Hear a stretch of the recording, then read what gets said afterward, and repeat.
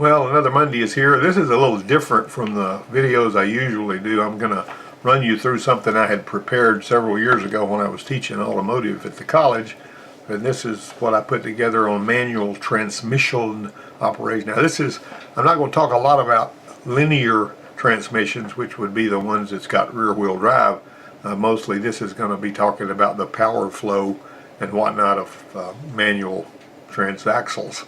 And so, alright, we're going to jump into this thing and see what we can do.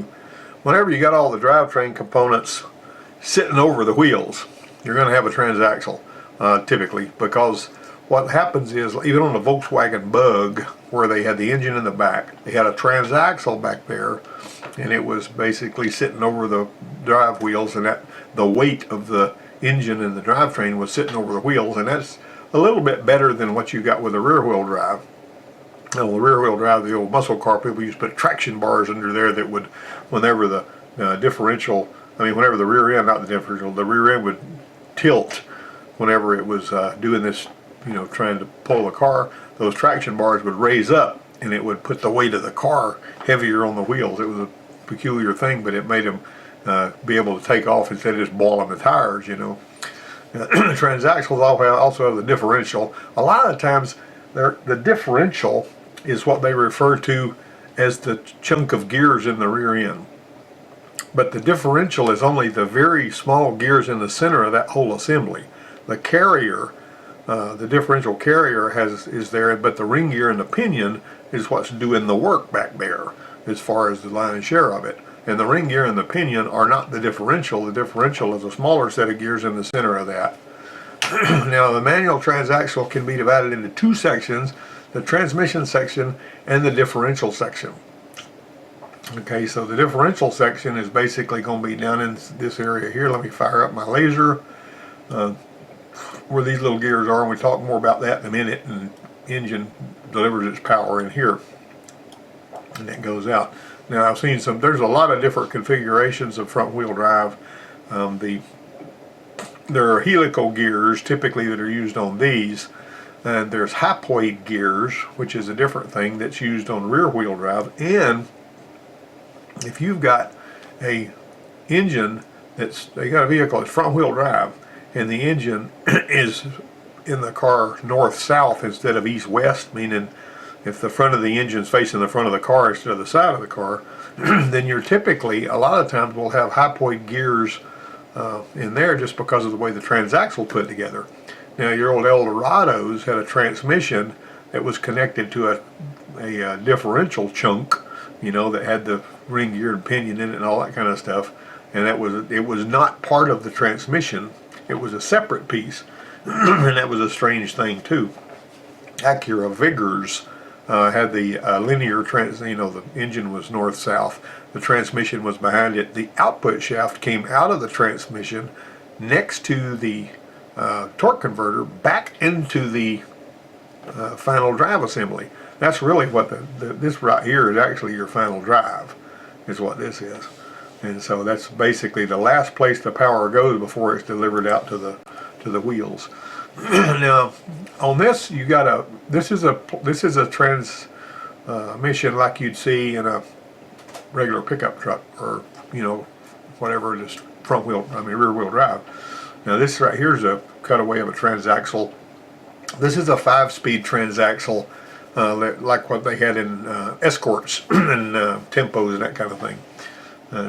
But anyway, you've got if you notice on this one here, there's shift forks that engage these synchronizer sleeves and all this, and they move, and they got little blocker rings that basically cause the gear that you're shifting into to gain speed or lose speed. In other words, they synchronize the speed of the gear you're shifting into with the gear you're shifting out of, so it doesn't grind the teeth.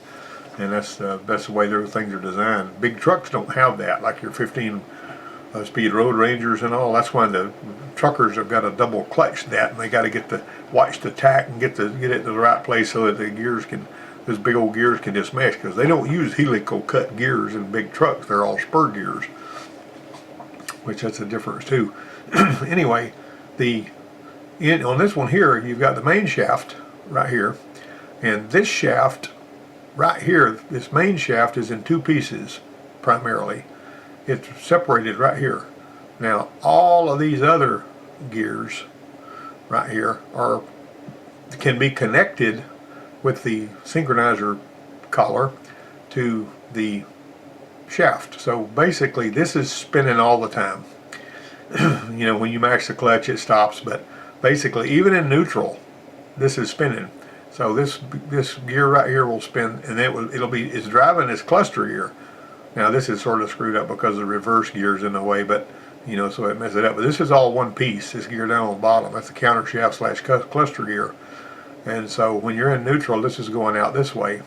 Well, when you shift in your, you know, when you shift your gears, you're basically locking one of these other gears on this main shaft, so that the power is transmitted through the gear that is locked to the main shaft through the cluster gear, and so basically right here, you know, back here on the back, whenever you put it in first gear, this gear starts. Excuse me. This gear is driving this one, and then it's going up here and it's driving that one, and that drives the output shaft. And then you might notice these gears go together, smaller and smaller and smaller here, and bigger and bigger and bigger here, like reverse Christmas trees. This one has got this is kind of like a cluster gear, only it's got one of the gears on the shaft, and then this one, it's got an additional shaft in that one there. And this is your ring gear and your pinion. These are not hypoid gears, they're helical cut gears. And there's your differential gears down in there. These go out to the drive axles on both ends here. This goes to the drive shaft, which goes to the ring gear, the final drive on the rear wheel drive. Now the counter shaft is not necessary because rotation from the input shaft and the main shaft, called the output shaft, is transferred to the differential. So you don't really have what you call a counter shaft on once again, this one down here is rear wheel drive. I just had it laid there for, you know, reference. But on this one here, you're going straight from here into the ring gear and out to the wheels. See, and that's where that is right here, and your CV axles are coming out of there. Now the differential is part of the package. Now there's two side gears, and these are connected on your rear wheel drive. They're connected to the axles going out of the wheels. On the front wheel drive, they're connected to the CV axles. But the output shaft is directly connected to the ring gear on the transaxle, like you see now. This is the rear wheel drive, how it's laid out. Got this transmission here and one back there. Alright, so the differential components include the ring gear that transfers power from and you see this is the components that make up the differential. See, I screwed that up myself because I get so used to people calling this the differential. The only part of it that's the differential is right in here. This is basically the final drive assembly right here, with the differential being the heart of it, and it transfers power from the output shaft to the carrier. The carrier contains the pinion gears that ride on the so actually I even wrote that wrong when I wrote this. I wrote this about 15 years ago. This is what transmits power through these gears to the axles going out, and this is kind of what it looks like when it's taken apart. Most of the time the bolts that put this that are here, this will either be riveted to this carrier, or the bolts will be left-hand thread. So if you're ever taking one of these apart, be aware of the fact that they may very well be left-hand thread bolts, because a lot of the times they are. But these are the ones this little set of gears right here are called spider gears, and they like to, whenever they're usually what will fail if you overload a final drive assembly. The spider gears are what will bust all to pieces. As a side note, we replaced we had a Chevrolet and a Ford that both came in at the college over there. They had busted up gears back here. These little gears were all busted up back here. All the thing we had to do was replace these. Everything else in the rear end was good. We had to replace these gears here because they were all busted up. This set of gears right here from Ford, brand new from the dealer, was $66. Alright, so we went ahead and built that, and that one was a positive traction rear end, so I had a big spring and some clutches in there and all that hogwash. I'll talk about that later. But on that Chevrolet that came in about the same time that had busted up spider gears, I bought that spider gear set from the dealer, and they were $500. Now I didn't understand why GM charged $500 for gears that looked basically the same and were close to the same size as the ones in this Ford rear end, which was a comparable size. $65 for the Ford Spider gears and 500 and something for the GM ones. That just boggled my mind. I didn't understand it. On this Escort differential here, that little gear right there is plastic, and it drives the speedometer gear. So that's just a little aside there. And the carrier contains the side gears. So the side gears are the ones that go to the axles. You know, these right here that go out to the axles, and these right here make the connection between those two. All right, let's talk about that a little bit more. Okay, the differential is supported by tapered roller bearings usually, but not always. Sometimes it'll actually have just plain old, cage roller bearings in there. I mean, cage ball bearings. The differential also contains the thrust washers that are located beneath the pinion and side gears, but that's another story that's not important right now. This was a transaxle that I had at a college that I used to teach power flow. You can see, if you look right there, that little part right there is a blocker ring, and that's one of the rings that basically synchronizes the speed of the gear you're shifting into from the one you're shifting out of. Differential action is required when driving straight ahead. There's nothing, basically, if you were just going to drive straight and weren't ever going to turn at all, you wouldn't even need these gears in the middle. Because if you ever have one, I had a video somewhere I made with the differential final drive cover off, looking at these gears, and whenever we were, the engine was running and it was spinning, these gears right here don't even react with each other as far as turning or anything whenever you're going straight. The only time they react is when you're making a curve. But they just spin all as one unit, just locked into each other when you're going straight. When you turn, though, it's time for these things to start letting one wheel roll faster than the other, and this has to happen while power is still being transmitted to the wheels.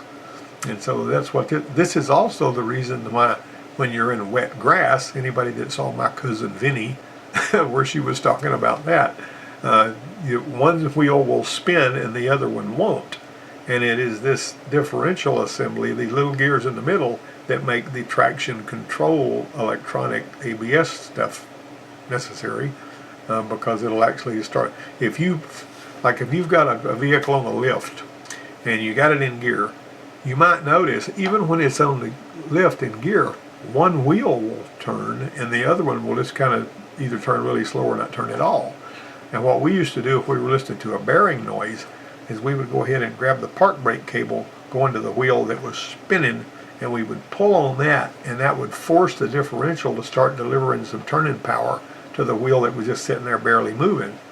And that's the way that we would make that happen. But that's the way traction control works too. It dithers brake pressure that it creates with its HCU to the wheel that's spinning, and it forces some of it to go to the other. My wife's truck's got a knob you can turn to turn the what you might call positive traction off and on.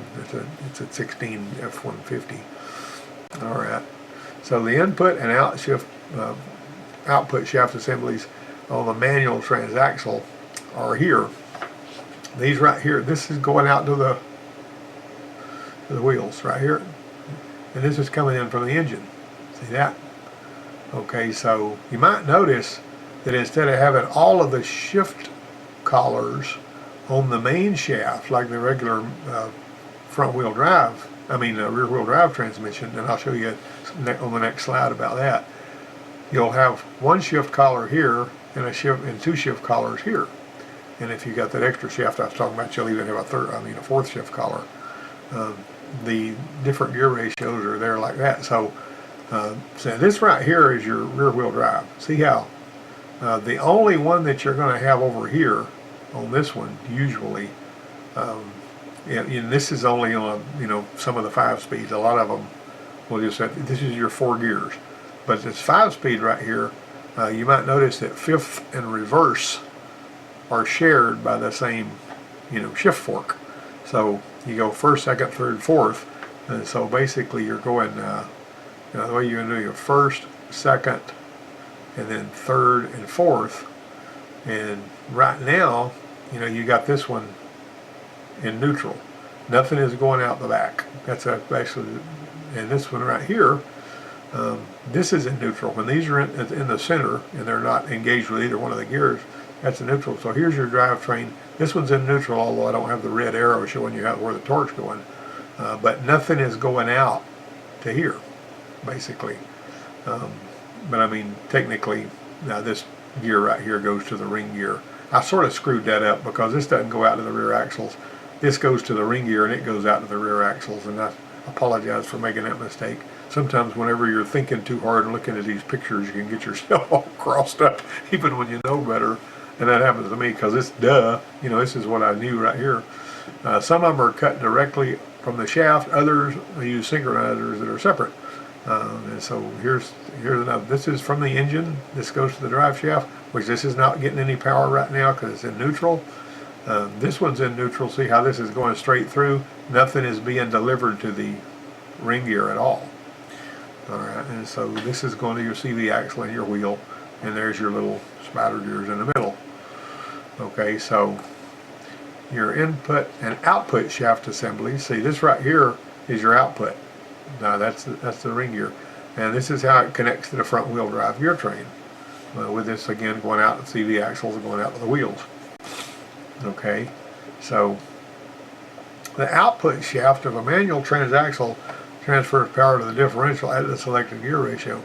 Okay, the first, second, fifth, and reverse driven gears ride on the shaft and are engaged through. This is actually a 5-speed, and I screwed there up there too, and through these synchronizers here. You know, the shift fork goes here, and it's what moves that back and forth. Incidentally, there was a lot of these shift forks are aluminum, and they've got little liners on them where they could go into these slots because that's spinning all the time. The shift fork staying still. And this one guy that had this 2000 model F-150 would drive with his hand on the gear selector, shifter all the time, just rest his hand on it. And his his high-speed, synchronizer, the one that it was in the most of the time when he had his hand on it, he wore that thing out to the point to where it was gone and couldn't even, the little dogs that went into this slot right here were just completely gone and worn completely off, and we had to go in there to replace the shift fork. That was terrible. But that was because he left his hand resting on it all the time, and you're not supposed to do that, Alright, now there are generally two types of reverse idler gears in transaxles. One is the same as those in manual transmissions, while the other is a sliding fork. Now, helical gears cannot slide into and out of contact with one another, because the spur gears do that. That's why some of your manual transmissions that have spur gears, if you've ever driven one, you might notice that when you're putting it in reverse, if these spur gear teeth are hitting the other spur gear teeth they match up with, they're going to wind up just bumping against each other, and you got to let the clutch off and let it spin a little bit so it'll drop in there. That's the reason for that. Also, these spur gears are noisier, and they'll usually make more racket than a helical cut gears, and they're not quite as strong usually. But in adding this gear to the train, when you put this gear to the train, when you add another gear, the output's going to reverse. That's basically how that works. Now this is the shift fork right here on that, and this is like the fifth and reverse shift fork on a transmission. And what it does is whenever it slides in there and locks that reverse gear to the shaft, it's going to cause the output to go backwards. On your automatic transmissions, you got the sun gear, the planet carrier, and the ring gear. When you lock the planet carrier and you're driving the sun gear, it causes the ring gear to go backwards because of these gears in between, so that's a similar principle. Well, the rod and clevis linkage uses a rod that connects the shift rails inside the transaxle, and they move the shift rails in the transaxle, and it connects to the shift lever. And there's support bushings and all that kind of stuff. This is sort of archaic. You don't usually see this on the newest vehicles.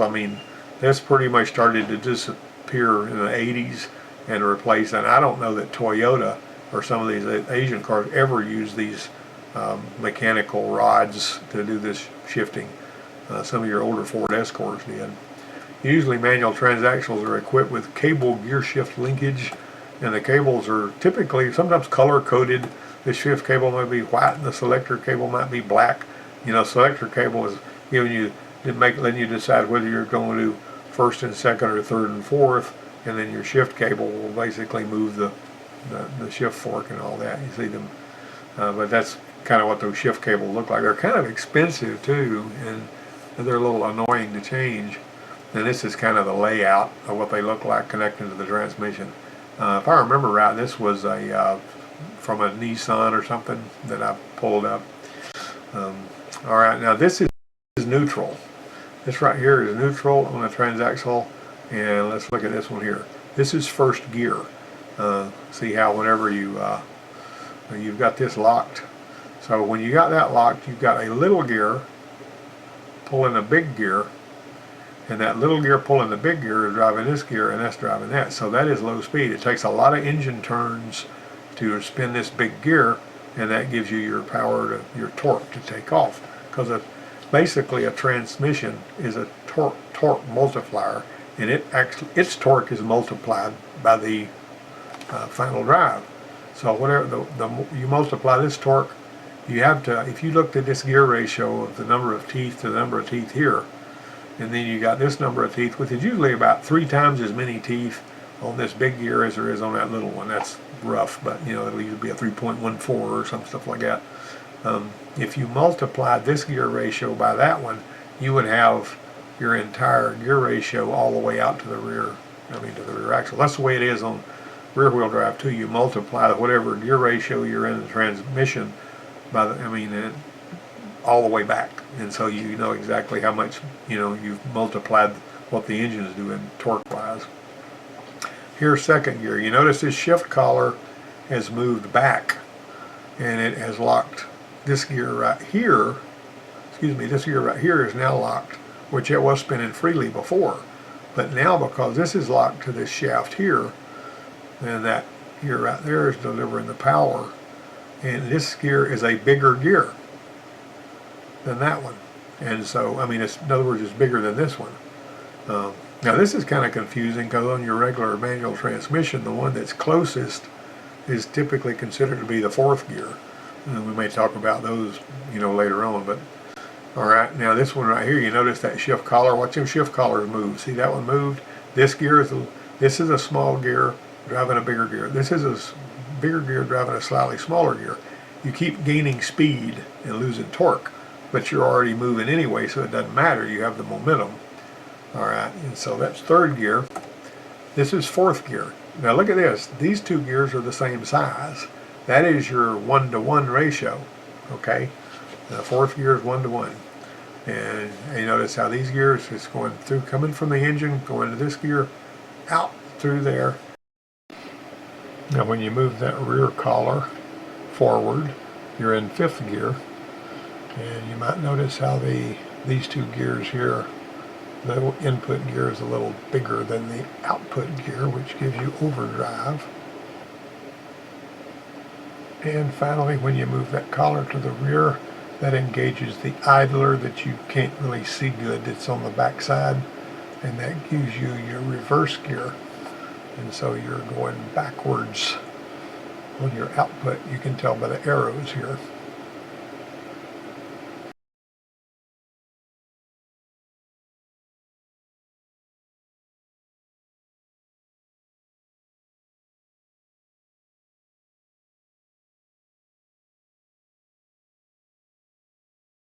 I appreciate you guys stopping by, and have a great week.